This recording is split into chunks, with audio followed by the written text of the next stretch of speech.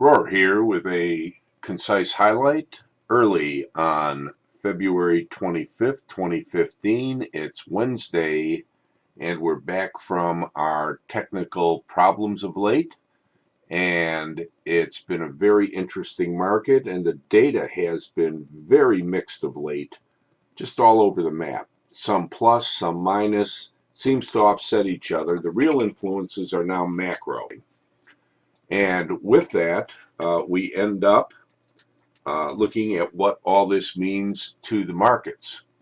And for now, as we noted, the Greek situation was a stressor for the markets going back into the middle of last week after they pushed up to around 2100.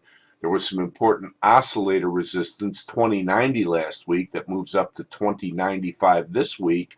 But after swinging back below the old all-time high and oscillator resistance at 2090, that was the 2088.70, closely correlated all-time high early Friday, by midday the market started to sense that something had to give in a positive way out of the Greek European Union confrontation, and it did, and since then it's been grinding its way higher.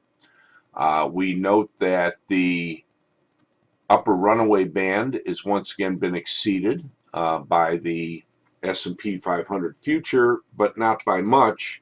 And this morning it's actually down $1.50 at 21.12.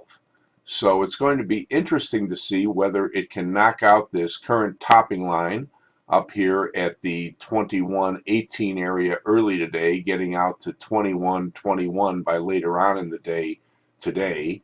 And ultimately, the higher resistance is at 130 to 135 over the 41-week average. So let's call this, that's on the next intermediate term charts, but that's going to correlate 21.25 to 30.